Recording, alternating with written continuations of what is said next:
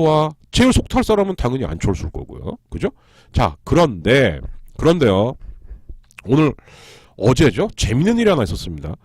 더불어민주당의 이현주 의원이 민주당 탈당을 거의 굳혔고 국민의당으로 간다고 그러거든요.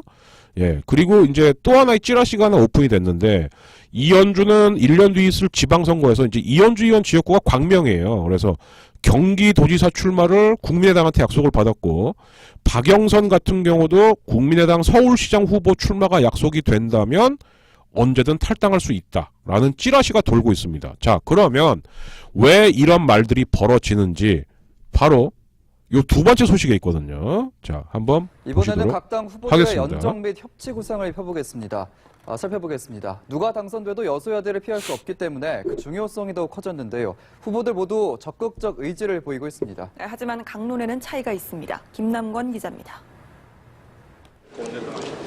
더불어민주당 문재인 후보는 경선 기간 대연정에 대해 적폐 세력과 손잡을 수는 없다며 반대 입장을 분명히 했습니다. 다만 협치의 필요성엔 공감하고 집권하면 대화와 타협의 정치를 해나가겠다고 강조했습니다. 대통령이 되면 여야 간의 협력 정치로 건강한 민주주의를 만들어 나가겠습니다.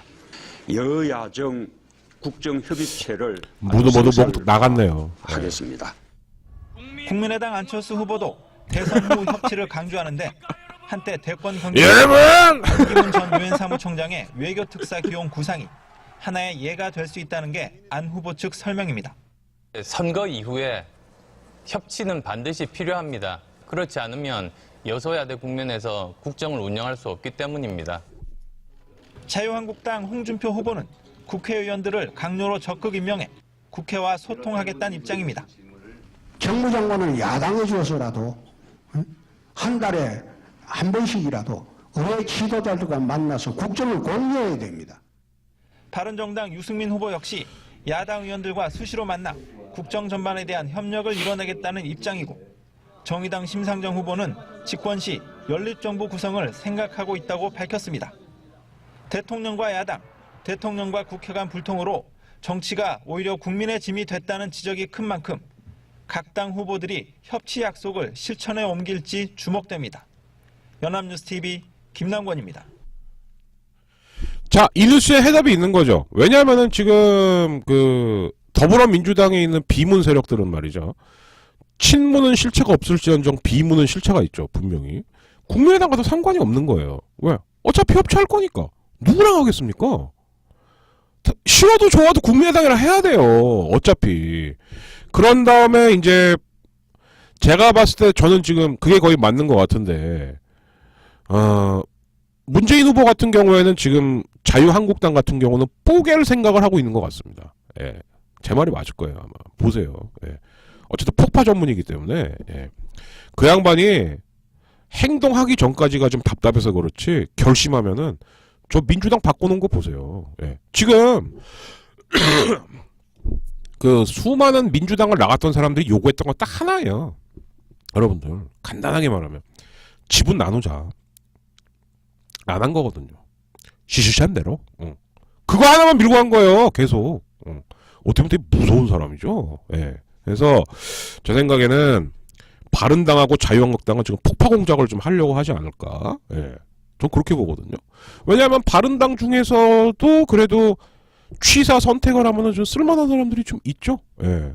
그리고 실제로 예전에 DJP 연대를 해갖고 집권을 했을 때에도 우리 DJ 영감님조차도 그 당시 이제 한나라당이었죠. 한나라당에서도 이제 뭐 야 몇 명 넘어와 막 넘어오세요 뭐 이런 경우도 있었고, 자민련에다가 사람 꿔주기도 하고 막 그 교섭단체 만들겠다고. 예.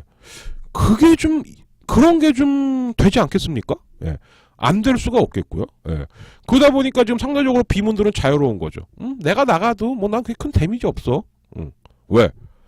이현주 같은 경우 예를 들어볼까요? 이건 시나리오입니다. 말 그대로. 자, 나갔어요. 국민의당 경기도지사 후보로 이제 됐습니다. 그러면 더민주에서 이제 또 경기도지사 후보가 나오겠죠? 그럼 뭔가 또 지분 요구하겠죠? 단일화 협상하겠죠? 그런 식이겠죠. 아니면 난 완주할 거야? 그래? 이렇게 하면은 뭐, 자유당은 어부질이 될 수도 있지. 뭐 이럴 수도 있는 거고. 그래서, 생각보다는 비모는 지금 국민의당이라는 걸 매개체로 해갖고 활동을 굉장히 아주 우리 구로박 누나도 그랬거든요. 아 이제 뭐 문재인이 통합선대를 꾸린다는데 우리 쪽에 어떤 예우를 할지는 두고 보겠다. 그거 말만 뻔지르르하게 한 거지. 바꿔 말하면 뭐냐? 지분 내놓으라는 거예요. 예. 왜 우리나라 야당은 도대체 이놈의 지분이라는 거에 대해서 왜 탈피를 못하는지. 그러니까 제가 지난번에 말씀드렸죠. 구로박 누나는 죽어도 자기 정치할 사람이라고. 안희정 낙선되자마자 자기 지분 챙기지 않습니까? 예. 제 그런 게 안타깝다는 거죠. 그래서 사실 이제 이현주 의원이 왜 그런 이제 갑자기 이렇게 쌍욕을 먹었냐? 옛날에 정청래 의원 날릴 때 윤리위원회에 있던 그 대표적인 사람이 이현주 의원이었거든요. 예, 이제 그게 솔직히 이제 좀 되게 큰데 그리고 이제 여론조사 같은 경우는 저는 그 수긍 못해요. 왜냐하면 여론조사 기법에 문제가 너무 많습니다. 오늘은 그 말씀만 드릴게요.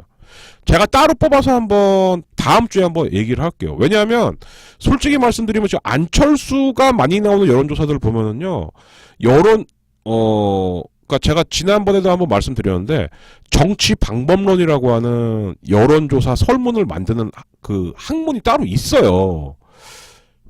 굉장히 문제가 많습니다. 예. 제가 그건 아예 따로 뽑아서 제가 한번 뉴스를 하나 만들어서 말씀을 드릴게요. 예. 사실 그거는 잘 이게 전문가 쪽 아니까 그게 아니고요. 여론조사 기법에 문제가 있다고요. 예. 문제 많아요, 솔직히. 예. 문재인을 인정하냐 안 하냐하고는 이건 다른 문제입니다. 예. 제대로 해야죠, 제대로 하고. 그러니까 이제 뭐냐면은 저는 이 하나의 흐름이나 이 추이를 보는 거거든요. 계속 지금 짧게는 작년 10월서부터 문재인만 아니면 돼 하고 계속 띄우면서 갈아치우는 그 흐름들 있지 않습니까? 언론이나 종편들이. 예. 저는 그게 굉장히 불순하다고 보는 거죠. 예. 그러니까 예를 들자면 문재인도 문제고 다른 사람도 문제다라고 했을 때 그럼 똑같은 비중으로 다뤄줬냐라는 거예요. 단 한 번이라도. 예. 그건 아니거든요, 절대. 그러니까 이제 그런 부분들이 그러면서 오히려 자기들이 그러죠.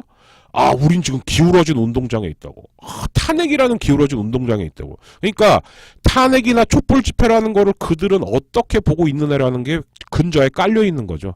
아, 탄핵이나 촛불을 배후에 문재인이 있다 이렇게 보는 사람들 굉장히 많구나. 저쪽 애들 중에서는 말이 됩니까 그게? 예. 최소한 더불어민주당이 뒤에 배후에 있구나. 그 의식을 깨지 못하면은 제가 봤을 때에는 자기들끼리야 우리 비문이 단일화해야 된다. 안 된다니까요. 안 돼요. 예. 진짜 흐름을 못 읽는 거죠. 그거야말로. 그러니까 문재인 대세는 맞아요. 맞는데 그 대세라는 게 저는 거꾸로 말씀을 드리고 싶은 게 이게 방송사나 종편에서 만들어준 대세냐라는 거죠. 그건 아니거든요, 절대로. 그건 아니죠. 네. 근데 방송사나 종편에서 만드는 대세들이 있잖아요. 계속. 저는 그랬으면 그걸 하나로 쭉 밀고 가든가. 그때마다 바뀌잖아요, 계속. 예. 그때마다. 그 대세를 뭘로 판단하냐고요? 그럼 바꿨다님은 뭘로 판단하십니까? 그냥 대세가 없다라고 보시는 겁니까? 그러니까 박꽃따님이 말하는 거나 제가 말하는 거나 저도 여론조사예요. 근데 그 여론조사에 어떤 후보가 유리하게 나오는 여론조사는 기법상 문제가 많다니까요. 예. 근데 왜 그러면 뭘로 대세로 보시죠? 라고 얘기하시면 그건 순환 논리밖에 안 되죠. 그러니까 그거는 오늘 제가 방송 시간이라는 제약이 있기 때문에 따로 꼭지를 뽑아서 그런 어떤 기법이 문제인가 지금 이제 SNS나 트위터 상에 있는 여러 가지 파편적인 기사들이 있는데 그거를 제가 한번 모아서 늦어도 다음 주 안에는 한번 어떤 여론조사는 이러이러한 문제가 있습니다라고 제가 한번 그거는 상세하게 한번 브리핑을 해드릴게요. 예, 그게 맞는 것 같아요. 네. 오늘 이걸로 쭉 얘기하면은 뭐 한도 끝도 없죠, 사실. 예, 그리고 제가 봤을 땐 분명히 박과따님하고 저하고는 출발 전자가 달라요. 예, 그거를 지금 짧은 시간 내에 저도 설득할 생각 없고요. 박과따님도 저 설득하실 마음 없으신 것 같고, 예, 그거는 인정해야 될 것 같습니다. 네. 자, 그래서 어떤 식으로든지 간에 협치라는 것을 하기는 해야 되기 때문에 저는 오히려 이 기사에서 좀 주목을 하고 싶은 것은 그거 하나만 말씀드릴게요. 인터넷 조사 60%, 자기 사이트에 온 데이터베이스 수집한 걸로 60%래요. 예. 이게 제대로 된 조사는 아니겠죠. 네.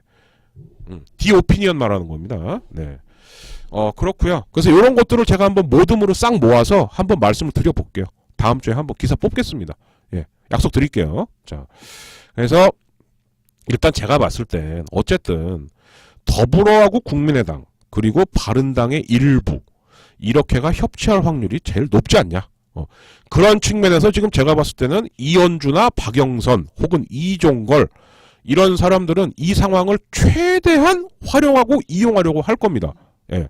그리고 아까 제가 말씀드렸던 메두사 삼두마차 원로원 회의, 예, 그거 뭐냐? 쉽게 말해서 니들 자꾸 이런 식이면은 우리 계속 똥탕 튀길 거야. 예. 그렇게 볼 수도 있는 거죠. 예. 한 자리 달라는 거죠. 쉽게 말해서. 예. 솔직히 말해서 추할아버지가 대선 나오겠어요? 말 그대로 돈도 없는데 그분은. 예. 이제 의원도 아니고. 그런 거죠.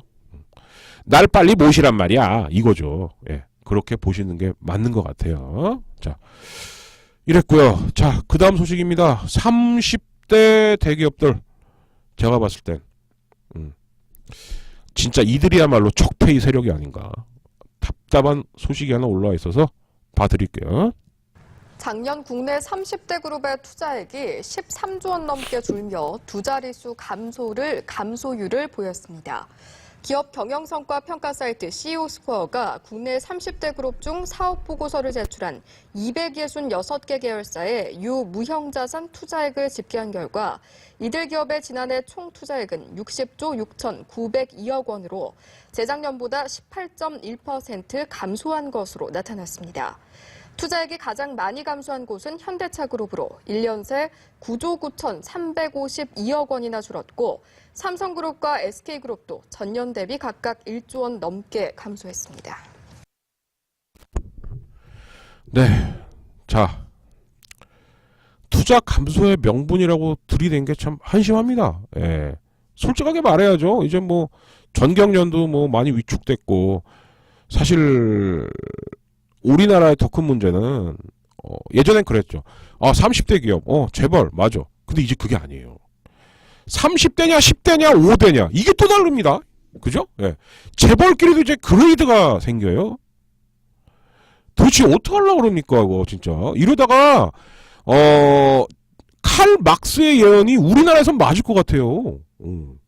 이러다 공황 옵니다 정말. 아니 우리나라 재벌들은 제가 볼 때 아무 생각이 없어요. 미국 재벌들이라고, 미국도 재벌이 있었거든요. 미국 재벌은요, 우리나라 재벌은 될 게 아니었습니다. 그들도 대공황을 맞이하면서 자기들이 양보를 한 거예요. 안 그러면 자기들이 죽게 생겼거든요. 근데 우리나라 재벌들은 아무 생각이 없어요. 야, 상관없어? 떡볶이고 뭐 무슨 빵집이고 뭐 심지어 문방구까지 내 새끼들이 다 하면 돼. 그러다가 구매력 떨어져갖고 지들 물건 못 사게 되면 어떡하려고 그러냐고요. 그럼 그러겠죠. 우리 해외 페이퍼 컴퍼니로 돈 빼돌린 거 있어.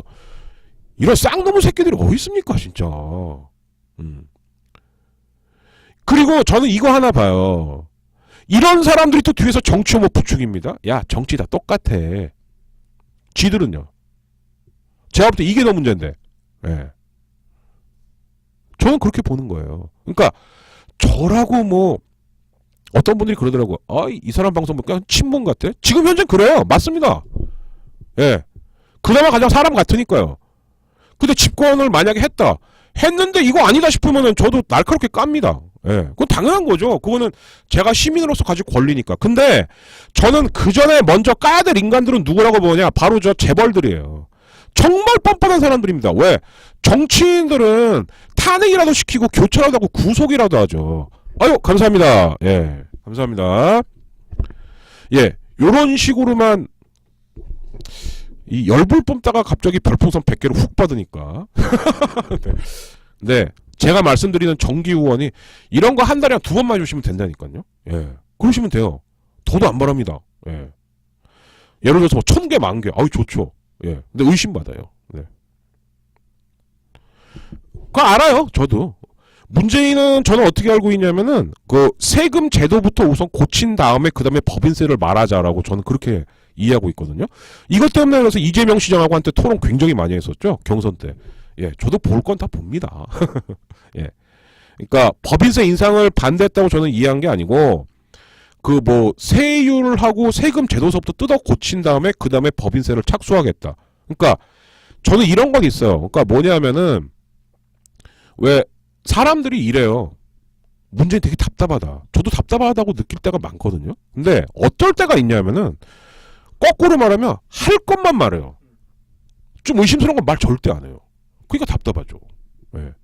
그래서 저는 일단 이 재벌들한테 세금 본인이 얘기한 거거든요. 그거는 세금 그 세제율을 어떻게 바꾸나 그것부터 볼 겁니다. 그래서 그조차도 안 바꾼다라고 한다면 저도 그땐 까야죠. 예, 저도 까야죠 그때는. 네, 저는 그렇게 생각하고요. 그래서 그러니까 제가 말씀드리는 거는 그 이재명 후보하고 경선 토론할 때 그 내용을 저는 말씀드리는 거예요. 예. 그러니까 박권따님이 지금 질문 되게 많이 주시는데 저도 지금 답답한 게 이 방송 시간에 한계가 있어갖고 예. 오늘 숙제거리를 많이 주시네요 저한테. 네. 이것도 또 뉴스를 한번 뽑아야겠네. 예. 뉴스를 한번 뽑아야 되겠어요. 그리고 이제 선거운동 기간 중에 공약 검증 이런 거 분명히 나올 거거든요. 그때 뽑을 거리가 있겠죠. 또 분명히. 예. 그럼 될 것 같습니다. 예. 그래서 저는 이 말씀만 드릴게요. 정치 권력은 좋든 나쁘든 교체라도 되죠. 도대체 이 30대 이 사람들은 뭡니까 도대체. 예. 여기서부터 분명히 손을 대지 않고 또 그냥 넘어간다. 그러면 우리 박보따님 표현대로 제가 한번 보자면 문재인 아니야 문재인 할아버지가 되고 욕먹을 수밖에 없는 거죠. 네. 여기 못 바꾸면 우리나라는 답 없어요. 진짜 이러다간 막스 할베이 말이 유일하게 우리나라에서만 현실이 될 수도 있습니다. 경제 대공황이 올 수도 있어요. 예. 남들 죽든 말든 상관없다는 거. 지금 투자를 줄인다고요? 제가 알고 있는 투자 기법으로는 쉽게 말해서 투자는 언제 하는 거죠? 저점 때 하는 겁니다. 저점. 그럼 우리나라 같이 지금 더 이상의 저점이 어디 있습니까? 솔직히. 근데 오히려 투자를 줄인대요. 그럼 제가 볼 때는 이거죠. 야 현금화 시켜갖고 빨리 어디로 돈 돌려. 저는 그렇게밖에는 들리지가 않거든요. 그러니까 열받죠. 네. 제 말은 그렇습니다. 예. 자, 국제면으로 넘어가 보도록 하겠습니다.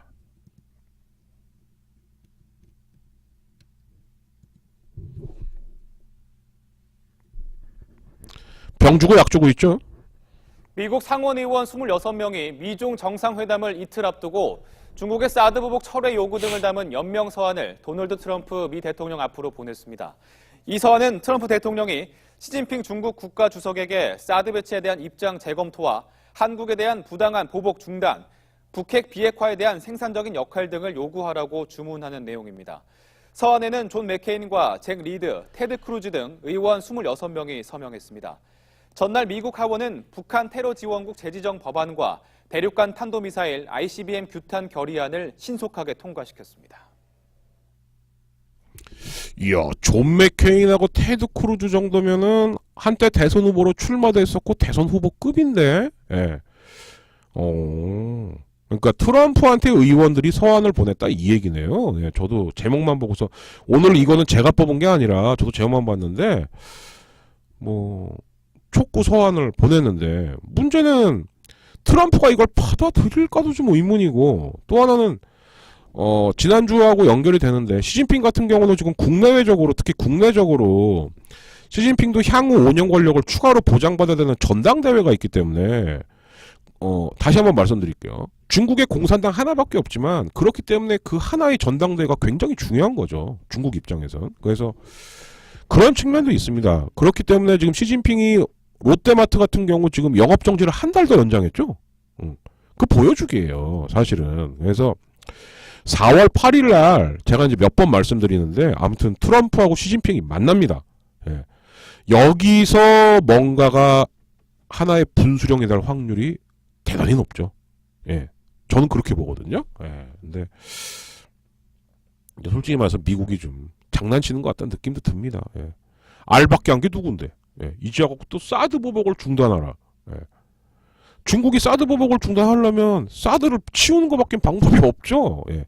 예전에 뉴스에서 약간 가짜 뉴스까지는 아닙니다만 이게 나온 적이 있어요. 뭐냐면은 중국도 그런 것을 지금 뭐 만주 쪽에 배치하고 있다. 자, 근데 그거 뽀록 났었죠. 뭐냐면은 그 중국에 있는 설치 장비는 말 그대로 진짜 먼 거리의 원거리 탐지 레이더. 그러니까 무슨 얘기냐면 중국에서 놓았던 그 X밴드 레이더 같은 경우에는 전리층을 튕겨갖고 이렇게 멀리 반사되는 거고요. 사드 여기 지금 놓인 이 X밴드 레이더는 사드 미사일은 별로 중요하지 않습니다. 예. 직통으로 나가는 거예요. 직통으로 레이더가. 이거를 보시려면은요. 그 이제 정욱식 국방연구가 그 글을 보시면 됩니다. 이건 제가 근거 없이 말씀드리는 게 아니에요. 예. 그래서 사드의 어떤 그 운영 방식이 네. 그래갖고 이제 하나 찾은 거라 그러더라고요. 그게. 그래서 야 만주에도 저런 게 있어. 근데 그거는 정말 먼거리 탐지용이랍니다. 그래서 전리층에다가 레이더를 부딪히게 한 다음에 그러니까 이게 천장에 이렇게 부딪히는 거겠죠. 부딪혀서 반사되는 각이 한 2,000km 정도로 빠진대요. 그러면은 이제 그게 그 주로 탐지하는 데가 이제 미군이 일본에 있는 그 오키나와 예. 요런 데들이 주로 탐지 영역이라고 하더라고요. 그래서 이제 저도 그거 보면서 확실히 무기 얘기는 함부로 하는 게 아니구나. 예. 이게 밀떡들한테 잘못 걸리면 진짜 가루가 되게 까이거든요. 그래서 무기 얘기할 때는 저도 꼭 그 밀리터리 사이트 한번 가봐요. 야, 이게 뭔 무기야? 뭐야? 그리고 보는데 그래서 그 국방 그 정욱식 대표 아니면은 그 김종대 요 사이트 이제 의원 가보면은 상세히 나와 있더라고요. 그래서 만주에 있다는 중국 그 레이더는 그게 아니구나라는 것도 좀 많이 다르대요. 예. 궁금하신 분들은 한번 그 봐서 보셔도 될 것 같습니다. 근데 뭐 이제 갖고 뭐 사드 보복을 중단해달라고 촉구 소환을 그것도 시진핑한테 보낸 것도 아니고 트럼프한테 보내면 뭐 어떡하라는 겁니까 이건? 예, 이건 제가 봤을 때 미국 애들 잘하는 거 있죠? 립 서비스. 예. 보여주기. 뭐 그 정도가 아닌가. 근데 여기 아무튼 존 맥케인하고 테드 크루즈, 특히 존 맥케인은 진짜 매파거든요. 예.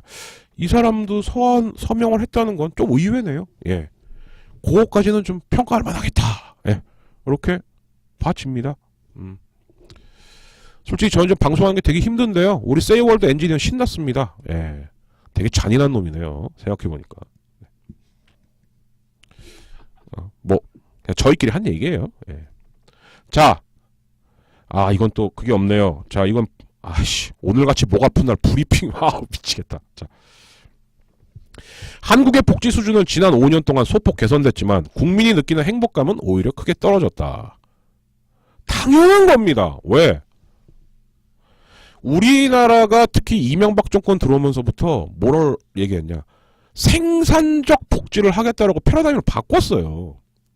그럼 생산적 복지라는 건 뭐냐? 복지에 정부 자금 많이 투입 안 할 테니까 월급 소득 있을 때 복지 자금 너도 절반씩 내라. 그게 바로 4대 연금보험이거든요. 아까 채팅창에도 좀 나왔었습니다만 4대 연금보험 말고도 연금이 꽤 많죠. 이제 학교 교사님들이 낸 사학연금, 군인연금, 공무원연금. 예. 그래서 아까 제가 채팅창을 잠깐 좀 봤을 때 그거를 합의를 어느 정도 해갖고 왔는데 그때 당시 박근혜 대통령이 유승민 날려버린 거잖아요. 예. 그 스토리가 그때부터 시작되는 거죠. 예. 그러니까 이 연금 문제는 아마 또 쟁점이 되겠죠. 왜냐하면 특히 이 특수직업연금 이건 이런 식으로 가면 100% 고갈이거든요. 고갈 속도가 엄청 빠를 수밖에 없죠. 그래서 새 정부에서 이거 또 한 번 왜냐하면 사실은 박근혜 정부에서 일정 합의가 그게 여야 합의까지 다 된 거였잖아요. 당시 김무성 유승민조가 합의를 다 해갖고 왔는데 박 대통령이 엎어버린 거 아닙니까? 그러면서 특히 유승민을 아예 그냥 죽여버렸죠. 배신자, 배신의 정치 막 이러면서 예. 그랬던 기억 아마 나실 거예요. 자, 그래서 생산적 복지라는 건 뭐냐? 거꾸로 말하면 임금 소득 있고 소득 있는 사람들 위주로 돈을 걷어서 그쪽에서 복지 자금을 마련하겠다는 겁니다. 예. 그러면 당연히 복지가 전반적 보편적 복지가 아니고 선택적 복지가 될 수밖에 없는 거죠. 왜? 부자들한테는 솔직히 이명박 박근혜 정권이 부자들한테 과시하려는 의지가 있을까요? 그거는 우리 중에 아무도 기대한 사람 없지 않습니까? 그죠? 예. 과세하려는 척도 안 했죠. 흔히 말하는 야당은 과세하려는 척이라도 하겠죠. 이명박근혜는 그런 척도 안 하죠. 박근혜 같은 경우 다 하겠습니다 한 다음에 생각해보니까 안 되겠네요. 진짜 그런 대통령은 탄핵해야 돼요. 자기가 어떻게 생각해보니까 못하겠네요. 그런 말을 할 수가 있죠. 예. 그러니까 저는 새 대통령은 다만 하나라도 좀 제대로 했으면 좋겠다라는 얘기가 그 얘기입니다. 예. 정말. 뭐 무조건 엎어버리겠습니다. 예. 이런 경우까지 보니까 이제 어처구니가 없어갖고 와, 그 말을 어떻게 쉽게 하지? 전 그때 정말 충격이었거든요. 야, 이거 너무한다 진짜 생각보다. 해도 너무한다.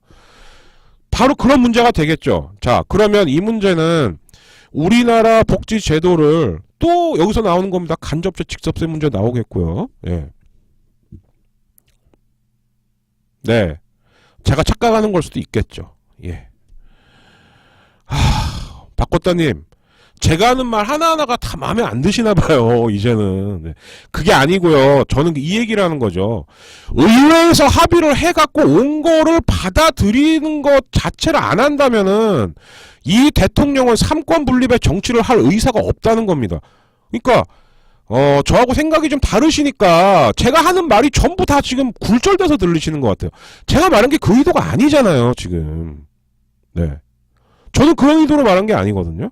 제 방점은 대통령인데 왜 협치를 안 하냐는 쪽에 저는 방점이 찍혀 있었던 거예요. 대통령 의도대로 어떻게 100% 다 합의를 합니까? 그럼 그건 진짜 왕국이죠. 예. 제 얘기가 뭔지는 좀 아셨을 것 같아요. 네. 자. 그러니까 좋은 의견 주시는 건 감사한데, 예.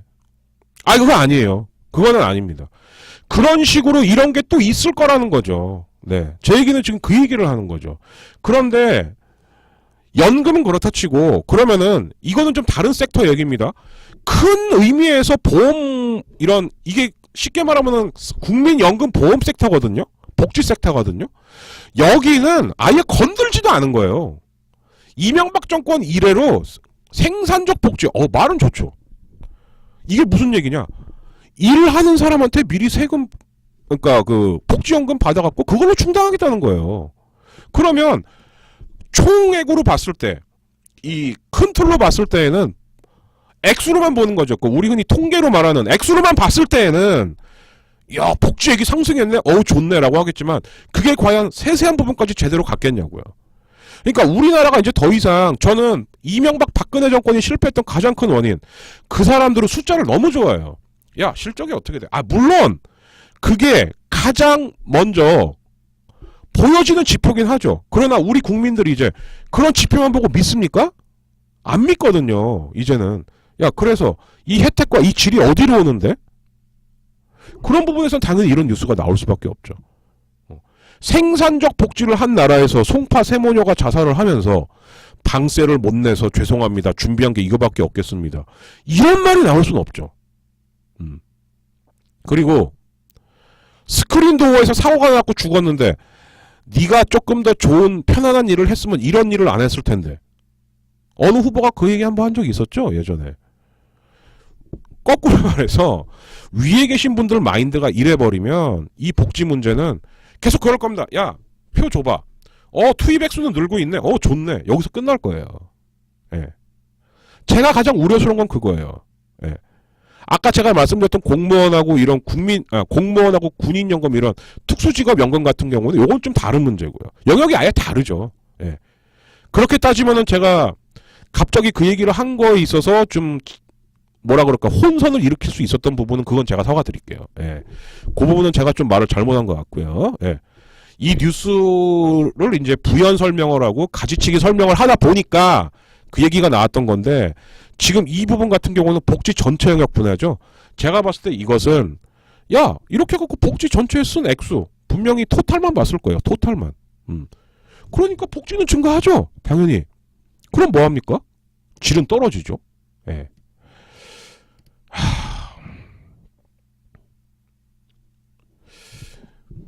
만덕산의 원혼이 되시긴 하셨지만 학교형의 구호가 참 멋있었어요. 생각해보면 저녁이 있는 삶. 네. 그런 나라가 언제 될까요? 네. 그런 생각을 좀 많이 해봅니다. 꿈일까요? 네. 그러진 않겠죠. 조만간 될 거라고 믿고요. 네. 자, 그 시절 우리가 좋아했던 가수들이랍니다. 뭐 불타는 청춘도 있고 8090 등등등등. 한번 문화 소식 보도록 할게요. 네, 1980년대와 90년대 가요 톱10을 주름잡던 인기 가수들이 오랜만에 새 음반을 발표하며 컴백하고 있습니다. 세시봉 가수에 이어 8090 시절 가수들과 함께 추억에 빠져보시는 건 어떨까요? 임은진 기자입니다. 8090을 추억하는 세대가 문화 소비의 주체로 등장하면서 그 시절 사랑을 받은 가수들이 속속 컴백하고 있습니다. 먼저 포문을 연 건 감성 싱어송라이터 김광진입니다. 마법의 성과 편지로 잘 알려진 그는 3년 만에 새 싱글 지혜와 배다리를 발표했습니다. 특히 퓨전 재즈풍의 배다리는 헌책방으로 유명했던 인천 배다리의 향수를 읊은 노래입니다. 이별 여행의 원미연도 감수성이 돋보이는 소리 질러로 컴백했습니다. 지난해 예능 프로그램 복면가왕에 출연하며 컴백을 타진해온 그는 8년 만에 발표한 새 앨범에서 여전한 가창력을 선보였습니다. 원조 댄싱 스타들도 속속 복귀합니다. 90년대 올해의 가수상을 연거푸 받으며 전성기를 보낸 김완선은 오는 17일 신곡 이치유를 담은 새 음반을 공개합니다. 예능 불타는 청춘 등에 출연하며 꾸준히 팬들과 만나왔던 그는 음반 발매에 앞서 콘서트도 열 계획입니다.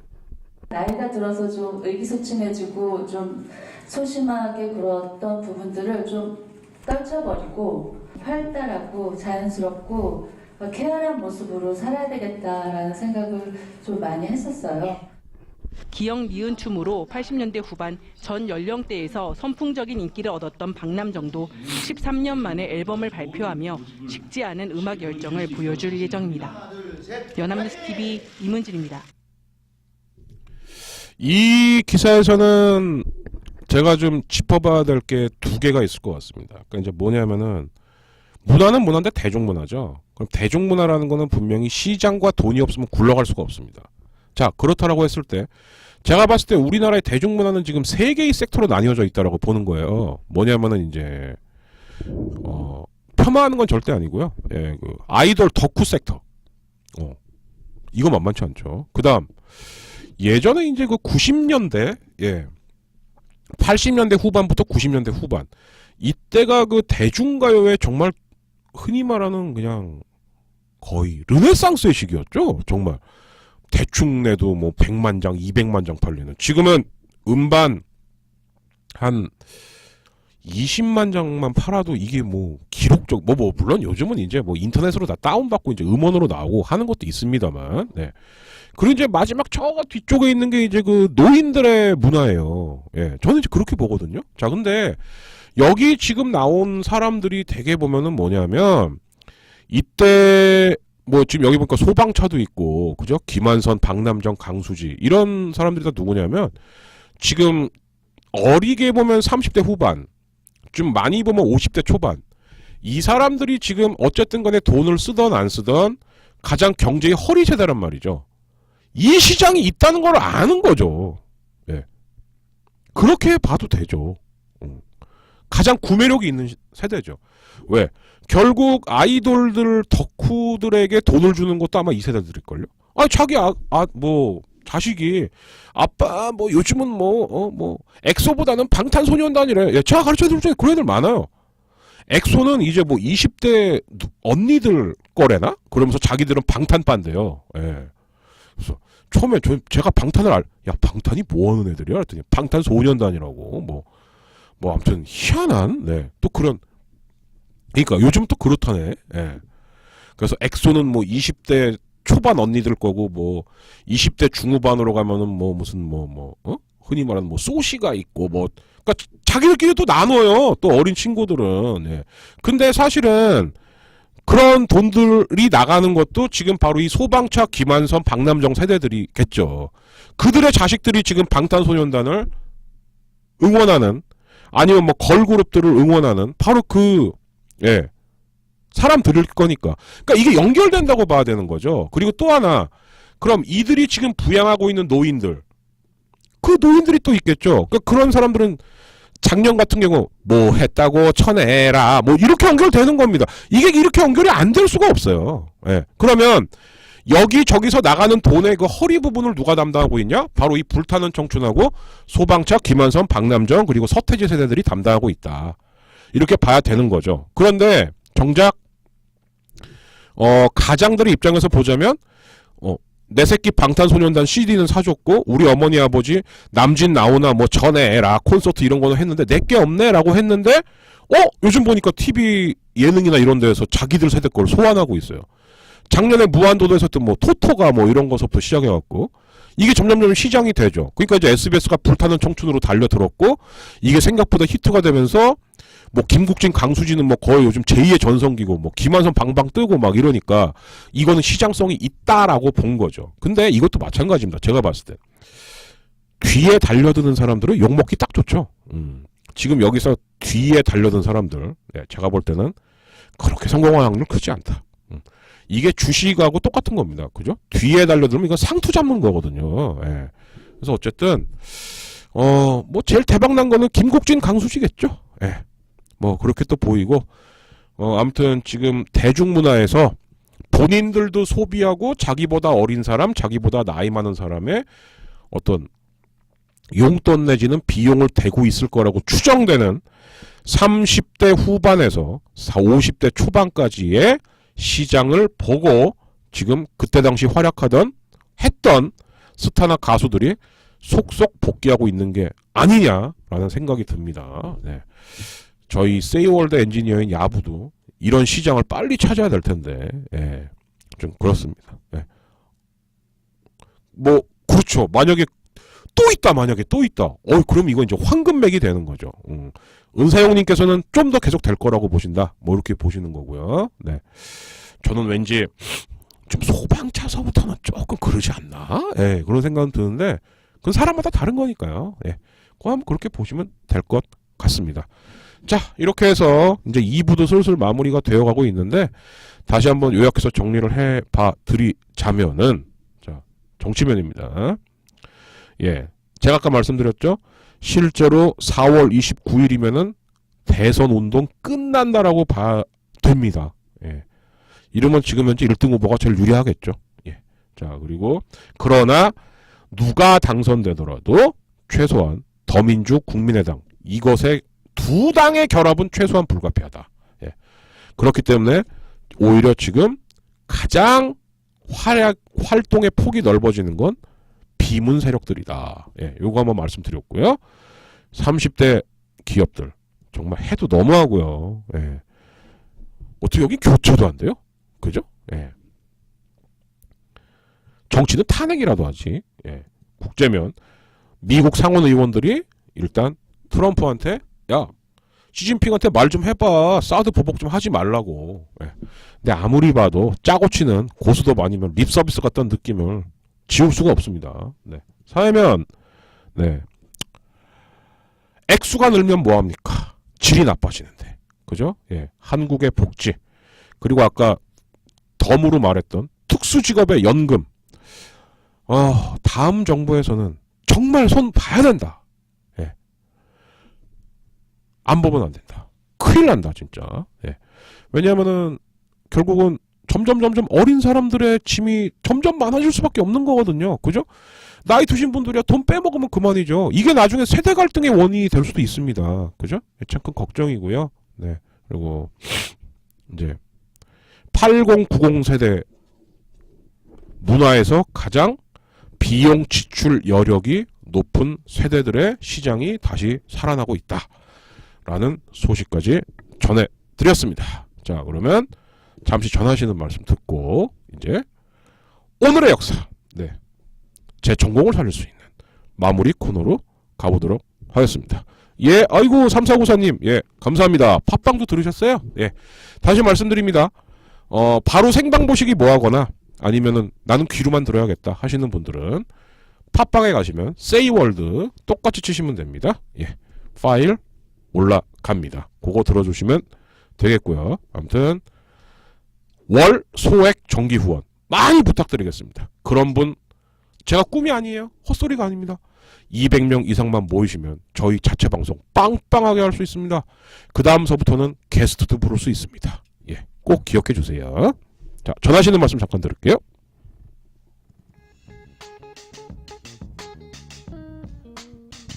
세이월드는 특정 대형 광고주나 여론을 거스르는 정파에 영향받지 않는 청취자만 믿고 가는 공정한 독립방송을 지향합니다.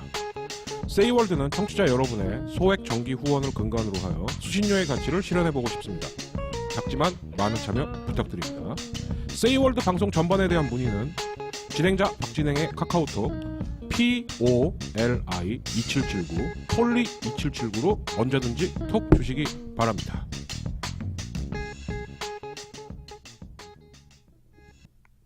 네, 잠시 전하시는 말씀 들었고요. 예, 뭐 제작비가 없다 보니 저희 팟캐스트 멤버들 목소리로 그냥 광고는 땜빵하고 있습니다. 네, 당분간 이래야죠, 뭐. 그죠? 네. 자, 4월 5일입니다. 여러분들 오늘의 역사 제가 하기 전에 4월 5일 하면 제일 기억에 나시는 거 당연히 뭘까요? 4월 5일 하면 4월 5일 4월 5일 하면 제일 기억나시는 게 뭐예요? 옛날에는 이때 쉬었는데 그죠? 예, 바로 식목일이죠, 식목일. 다시 말씀드립니다만, 식목일이 공휴일에서 빠진 거는 2006년부터, 제외됐다고 합니다. 예, 요거는 제가 좀 미리 좀 찾아봤거든요. 그래서, 그거 참고로 하셔갖고, 오늘의 4월 5일의 역사, 한번 보시는 걸로 하겠습니다.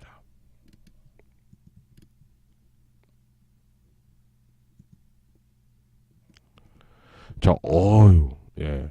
메인이 아주 빵빵합니다. 네. 근데 밑에부터 볼게요. 자, 1588년 영국 철학자 토마스 홉스가 출생했습니다. 예, 홉스. 문제적 인물이죠. 예. 호비즘이라 그래서 수단과 방법을 가리지 않고 권력만 잡으면 된다라고 하는 아주 저열하고 비열한 정치의 상징이 되었는데, 막상 홉스의 책을 또 사서 읽어보면은 꼭 그렇지는 않습니다. 그러니까 어떤 사상가들도 오해의 소지는 있죠. 그리고 이 사상가에서 어느 부분을 주로 계승하고 이용해 먹었냐. 근데 그 빌미를 제공한 건 맞아요. 홉스는. 그냥 오죽하면 호비즘이란 말이 나옵니까? 그죠? 예. 그래서 마키아벨리즘하고 호비즘. 예. 정치 쓰레기 사상의 대표, 그러니까 수단 방법 가리지 말라는 거죠. 권력을 잡기 위해서는. 네. 아무튼 그 홉스가 이렇게 출생을 했네요. 자, 그리고요. 자, 1860년 수은 최재호, 동학의 일대 교주죠. 예.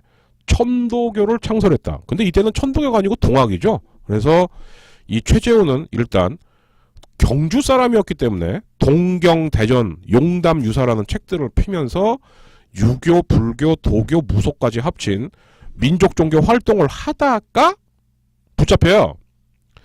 붙잡혀서 죽은 죄가 혹세 무민의 죄였죠. 즉 너는 사이비교주야. 이게 나중에 동학혁명의 불씨가 되죠. 우리 교주는 억울하다. 우리 교주의 명예를 회복시켜달라. 교조 신원운동의 빌미가 되기도 합니다. 네. 자, 1864년 4월 5일 대원군이 집정을 합니다. 근현대사에서 내가 알기로 대원군은 1863년부터인데 그게 아니에요. 처음에는 고종을 지명을 했던 조대왕대비가 섭정을 하는 식으로 했던 겁니다. 이것을 1년 만에 대원군이 밀어낸 거죠. 할머니 꺼져 이러면서. 그래서 실제 대원군이 집권을 한 것은 1년 뒤입니다. 예, 1864년이고요. 자, 1871년 오늘. 자, 대원군 정권의 절정에 다다랐던 사건이죠. 신미양요. 예. 미국이 한번 쳐들어와 본 거죠. 야, 테스트 한번 해봐. 물리친 거죠. 예. 어재현 부대가 이제 맹활약을 하면서 강화도에서 물리쳤는데 대원군이 이제 착각을 했대죠. 야, 별거 아닌데 서양 것들. 예. 여기서 우리나라가 자주적으로 개방을 하면서 근대화할 수 있는 기회는 날아갔다. 그 뒤 대원군이 이거 쇠국 써보니까 먹히는데? 그래서 이제 세워지게 된 게 척화비가 되는 거고요. 네. 자, 1901년 빼앗긴 들에도 봄은 오는가의 시인 이상화가 출생했다. 그래서 여러분들 다 배우셨을 거예요. 이상화, 이육사, 윤동주 3대 저항 시인이다. 네. 이랬을 거고요. 자, 1908년 음악 모르시는 분들이라도 이 할아버지 이름은 다 들어봤을 겁니다. 오스트리아 태생의 관현악단 오페라 지휘자. 예. 지구 최고의 지휘자. 헤르베르트 폰 카라얀이 출생했습니다. 예. 정말 지구 최고의 지휘자죠. 이분은. 네. 정말 클래식의 클자 모르는 사람이라도 카라얀이라는 이름은 뉴스에서 들어보셨을. 그럼 정말 유명한 겁니다. 예. 네. 자, 그리고요.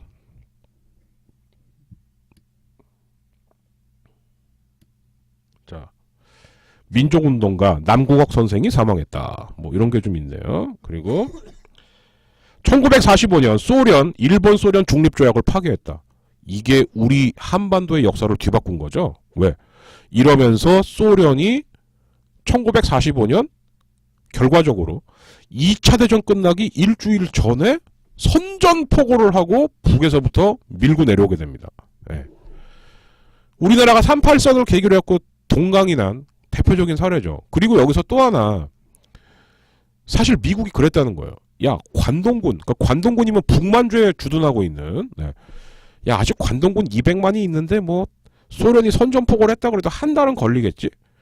그럼 그 사이에 우리가 9월 1일 날 서울 진공작전을 펼치면 돼. 그거를 했던 게 김구 임시정부의 한국광복군이죠. 예. 그런데 문제가 생깁니다. 일본이 안 싸우죠? 그냥 항복하는 거야. 항복. 그러니까 며칠 만에 북한까지 다 온 거예요. 예. 그러니까 미국이 마음 급해지니까 원자폭탄 슝슝 터뜨리고 빨리 남쪽으로 오고 38선 긋고, 예. 그 시작이 되는 사건이 바로 이 사건입니다. 일본이 그러니까 소련이 일본과의 중립조약을 파기하고 일본에게 선전포고를 했다. 우리나라 분단의 시작이죠. 한반도 분단의. 네. 자, 그렇고요. 1955년 영국 수상 처칠이 2차 세계대전의 영웅이긴 했습니다만 노령을 이유로 사임을 합니다. 근데 사실 노령 때문에 사임한 게 아니었어요. 예. 야, 어이, 처칠 감 떨어졌네.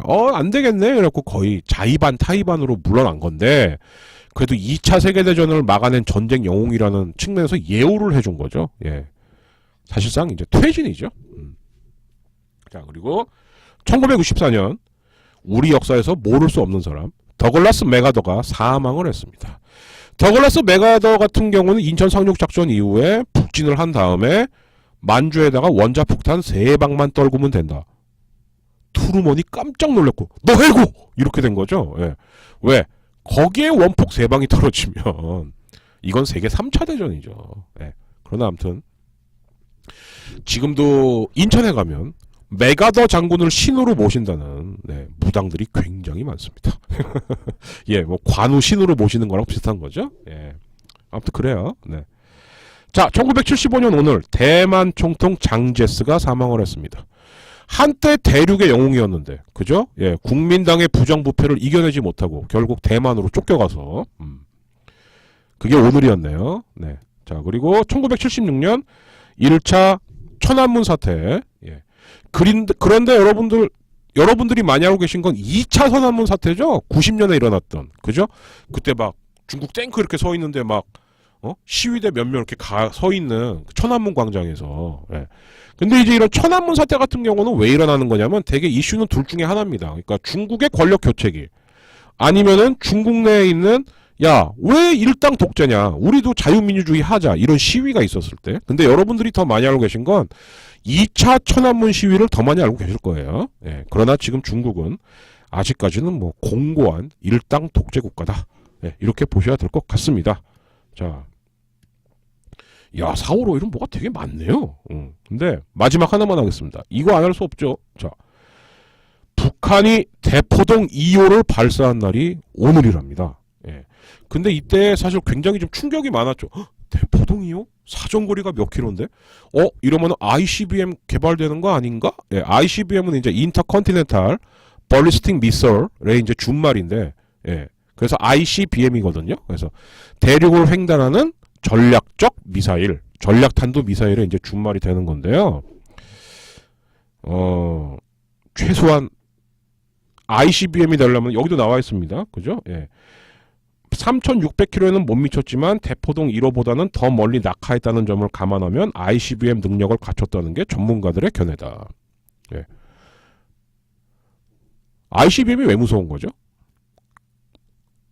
대가리에다가 핵탄두 달면 이게 핵미사일 아닙니까? 그리고 대기권을 한번 뚫었다가 내려오는데 이 속도가 마 20, 30이에요. 이걸 잡을 수 있는 미사일은 현재 없죠. 그게 무서운 거죠, ICBM이. 그죠? 그래서 북한은 지금 사활을 걸고, 제가 지난주에도 말씀드린 바 있습니다만, 미국용으로는 ICBM, 네, 일본이나 중국용으로는 뭐 개량형 스커드, 한국용으로는 장사정포, 예. 협박의 수단을 날로 다양화하고 있다. 예. 그러면 이 협박 수단에 맞는 해결 접근이 필요한데, 사드가 북핵을 막아줄 거다. 말도 안 되는. 예. 사드는 미국의 핵을 막아주겠죠. 미국으로 가는 핵을 막아주겠죠. 솔직하게 말해야죠. 그리고 중국을 잘 감시해주겠죠. 예. 그러겠죠. 예. 황교안은 근데 자꾸 북핵을 막을 거라고 믿으라죠. 예. 빨리 선거 끝나서, 예. 그 양반 직업이 원래 전도사예요. 예. 전도나 하셨으면 좋겠습니다. 네. 정말 그 생각밖에 안 듭니다. 예. 그러나 어쨌든 북한은 지금 최소한 여기서 중요한 게 이거죠. 무수단에서 1500에서 2500km로 추정되는 3단 로켓인 대포동 1호를 발사해서 국제사회를 놀라게 했다. 이 개량형이 대포동 2호란 말이에요. 2009년에. 그러면 최소한 북한이 지금 ICBM 단계까지는 못 갔을지언정 2000km 이상은 날아갈 수 있는 발사체는 있다는 거예요. 그럼 뭐 일본은 가뿐히 커버하죠. 예. 제가 봤을 때 이것만으로도 북한은 1차 목표는 달성한 거예요. 왜? 미국이 1차 방벽이 일본이니까. 예. 우리는 그 다음이죠. 솔직히 말하면. 네. 그래서 이제 미국이나 일본이 ICBM만 나왔다면 그냥. 근데 아까 저희 자료 화면 뉴스에도 보시면 어저께 북한이 이제 시험 발사를 또 한 번 했는데 이번엔 실패했죠. 예. 그러니까 분명히 ICBM이란 기술은 정말 쉬운 기술은 아닌 것 같아요. 그리고 그 이제 뭐 뽀글이 주니어, 예, 우리 김정은이 또 개망신 당했다. 뭐 이런 기사가 아까 계속 화면에 속보로 나왔던 게 그 얘기예요. 아무래도 저희가 이제 하루 지난 기사 중에서 오늘 해도 맞을 걸로 준비를 하기 때문에 아까 뭐 자꾸 속보가 뜨지라고 했던 건 어저께, 예, 뽀글이 주니어가 이제 발사를 했는데 그거 실패했습니다. 예, 그 얘기니까 예, 그렇게 알아두시면 될 것 같습니다. 예, 여기까지 오늘의 역사를 해봤고요. 자, 이제 빨리빨리 가겠습니다. 자, 코스피, 예, 어제쯤 올랐었죠. 그러다 보니까 오늘은 하락세고 특히 오후서부터는 확연한 하락세입니다. 자, 반면 이 코스닥은 뭘 먹었길래 이렇게 잘 나가나? 예. 제 생각에는 아무래도 이제 좀 테마주들이 좀 있지 않을까. 선거 기간에는 테마주들이 코스닥에 많거든요. 예. 아, 여기 나왔네요. 안철수주 급등했다. 이러고 코스닥에 있겠죠. 그죠? 예. 대충 찍으면 맞더라고요. 네. 자, 그렇고 다우존스, 나스닥 오늘 다 상승세로 출발하고 있습니다. 예, 출발하고 있는 상승세가 진행 중이죠. 이제 3시가 다 돼가니까요. 네, 그리고 영국도 상승세, 독일도 상승세, 다만 홍콩의 항생지수만 하락세. 네, 이렇습니다. 환율. 네. 자, 달러 1달러당 1125원입니다. 예. 50전이 올랐네요. 자, 그리고 일본. 오호, 이거 봐라. 예. 100엔당 1016원까지 됐습니다. 이건 조금 이상한데, 예. 이거는 좋은 게 아니죠. 네. 특히 일본에서 뭔가 수입하시는 분들, 혹은 일본 여행을 생각하시는 분들, 예. 이러면 곤란하죠. 그죠? 네. 반면에 이제 우리가 일본한테 뭐 수출할 거 있다. 예. 이럴 땐 또 좋죠. 예. 환율은 그렇게 보시면 되는 거니까요. 예. 이제 그렇게 봐주시면 될 것 같고, 예. 제가 계속 찾아봤는데 없어. 도대체 유가 어디 갔냐고. 유가 없어. 다음. 환장하겠네요 정말. 예. 사실 뉴스에서 3대 꽃 아닙니까? 주식, 환율, 유가. 예. 근데 없어요. 아무리 찾아도. 대체 어디 해외에 있나? 이래도 없으면 이제 포기하겠습니다. 예. 이건가 보다. 자, 금값 올랐고요. 예. 은값도 올랐고요.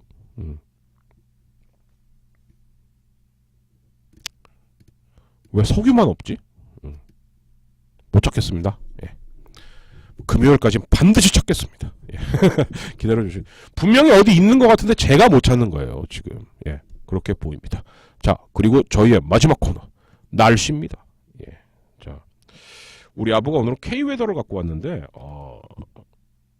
이거는 날씨는 예, 다음이 제맛이죠. 예. 다음으로 한번 찾아볼게요 제가.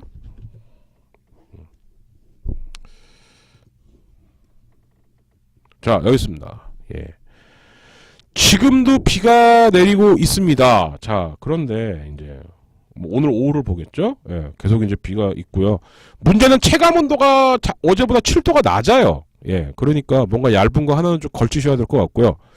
반면 좋은 건 이러면 미세먼지가 없지요. 예, 그래서 이제 미세먼지는 좋다. 이제 이렇게 돼 있는 거고요. 자, 내일 날씨입니다. 자, 오전 중에는 흐리고 뭐 계속 흐리네요. 그죠? 예. 자, 오후에 내일 오후입니다. 예. 계속 그렇고요. 자, 저희가 이제 방송을 하게 된 이제 금요일 오전서부터는 이제 다시 날씨가 맑아집니다. 자, 그러면은 이제 기온을 좀 볼게요. 여러분들 가장 궁금하신 건 내일 기온일 테니까. 내일 최저 기온입니다. 예. 서울 10도, 인천 9도, 광주 13도, 부산 14도, 울산 14도, 대구 14도입니다. 예. 내일 낮 최고 기온입니다. 뭐래? 별 차이가 없네요? 네. 오, 신기하네. 자, 서울 14도, 수원 14도, 인천 12도, 울산은 좀 덥습니다. 울산 20도, 역시 대구입니다. 대구 22도, 부산 17도, 예, 제주도 20도입니다. 내일은 상대적으로 좀 일교차는 적네요. 그죠? 예. 그리고 제가 가장 관심 있게 보는 미세먼지. 자, 오늘 현재 당연히 좋겠죠. 비 오는데. 네, 당연히 좋겠죠. 문제는 내일이죠. 예. 내일도 좋네요. 오후 또 좋답니다. 예. 내일은 모처럼 미세먼지에서 해방되는 하루가 될 것 같습니다. 예. 그래서 1시부터 1시간 58분 꽉 채워서 꾸며드린 세이월드 5회 방송 이제 엔딩곡 하나 틀어드리고 마칠 예정이고요. 4월 7일날 마지막 테스트 방송이 있습니다. 예. 요거 끝나고 나면 다음 주서부터는 이제 월, 화, 수, 목, 금 이렇게 준비되는 방송으로 진짜 여러분들 열심히 찾아뵙도록 하겠습니다. 많이 도와주시기 바랍니다. 자, 예. 엔딩곡은 안녕하세요, 아부입니다. 엔딩곡은 제가 미공개곡 하나 들려드릴게요. 작업 중인데 터널이라는 노래고요. 갑니다잉. 왜 안 올라가냐? 좀 우중충해요, 날씨가. 자, 미공개곡이라고 하니까요. 네, 한번 들어보시고 네, 또 좋은 평가 해주시기 바랍니다. 자, 세이월드 듣는 팟캐스트 본방 아프리카, 예, 조만간 올라갈 유튜브 등등 많이 사랑해 주시기 바랍니다. 금요일 6회 방송 때 뵙겠고요. 6회 때는 또 우리 문화의 야부 코너 또 있으니까 그거 많이 사랑해 주시고, 야부가 지난주보다 얼마나 준비 잘해왔나 그것도 한번 또 지켜봐 주시기 바랍니다. 예, 야부의 미공개곡 들으시면서 5회는 물러가겠습니다. 감사합니다. 금요일에 뵐게요.